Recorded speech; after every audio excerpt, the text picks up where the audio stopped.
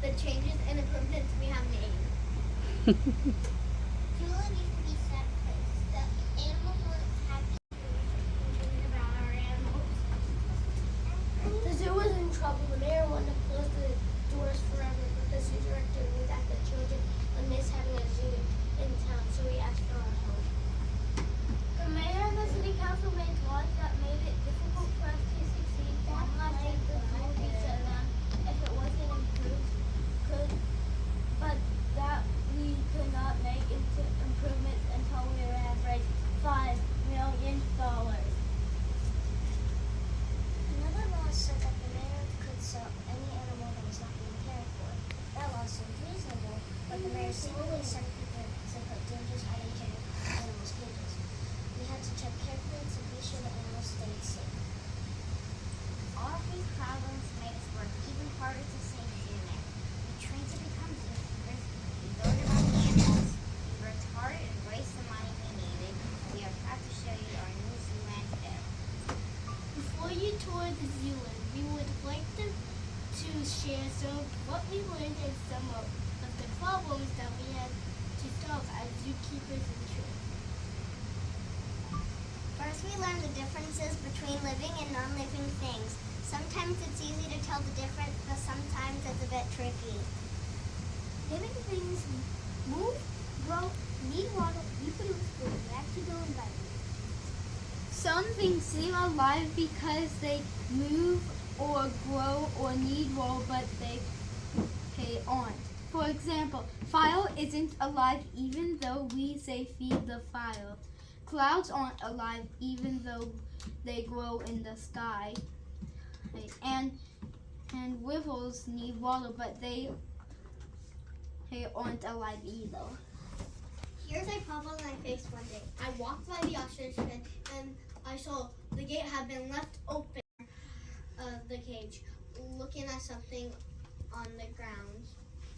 I know this thing is alive. It's not, it's just a boring rock. It's alive. It's a rock!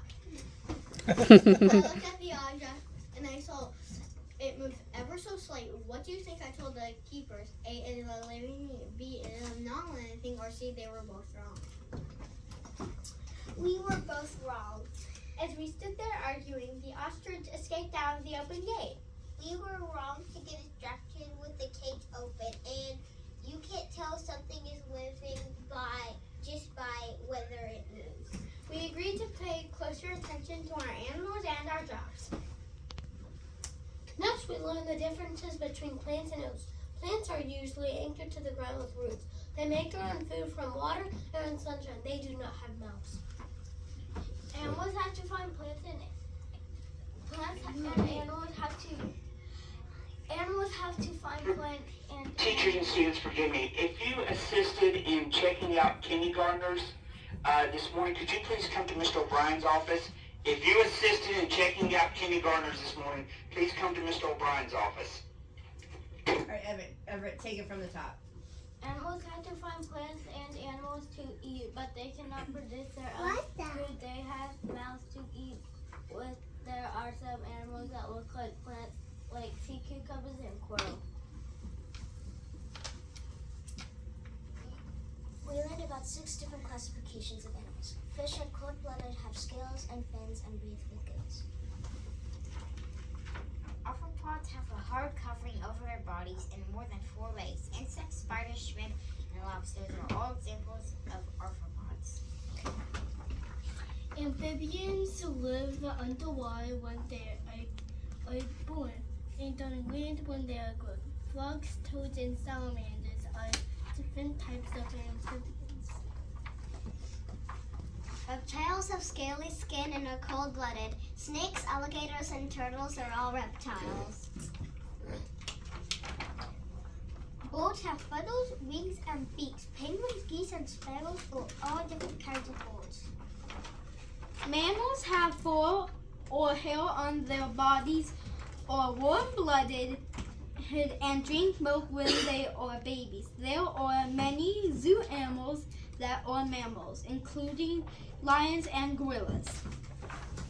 Each week we added to our understanding of animals. We earned the money for working hard in class. Mrs. Tim, our head zookeeper, challenged us with new problems to solve each week as well. Here's a zoo problem that we fixed. We had just finished putting the zoo's newest animal into its new home. It took 3 of us most of the day to move the animal, and one of the keepers said, Hope you don't have to do that. Hope we don't have to move that bird again. I'm exhausted. You don't, because it's not a bird. Most people think it's a bird because it has feathers, but it's really a mammal. It can't fly, and everyone knows birds fly, and I just happen to know that this animal is the fastest creature on 2 legs. It is a mammal, not a bird. Based on the information we learned about different types of animals, we figured out whether the animal was a bird or a mammal. The animal is a bird because it has feathers. The bird is an ostrich. It can't fly, but it's the fastest 2-legged creature on Earth. It can run 44 miles per hour. We had to learn the rules that all zookeepers must follow. They include making sure the animals have clean feeding and drinking dishes, checking to make sure the doors are locked, and checking for any dangerous items sent into the cages. We all passed our zookeeper exams and became official Zooland zookeepers. We started planning the new zoo. It's almost time for you to hold a zoo. Please remember to walk slowly and quietly so you don't disturb the animals. Also, don't feed the animals. They have special diets to keep them healthy, and they shouldn't eat people from their property.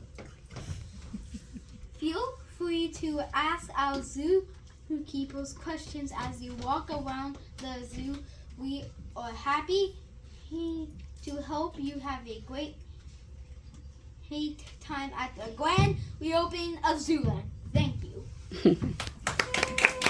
Another down for the Facebook page. Oh yes. Everybody stand up. I want to big one for over the this way. Facebook, for Patterson Facebook page. You're fine, Yeah, no daddy love.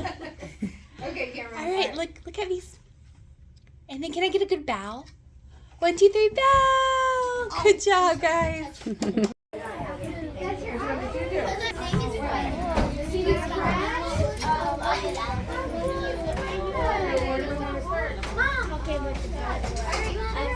I'm getting there. Let me leave some of the other ones too.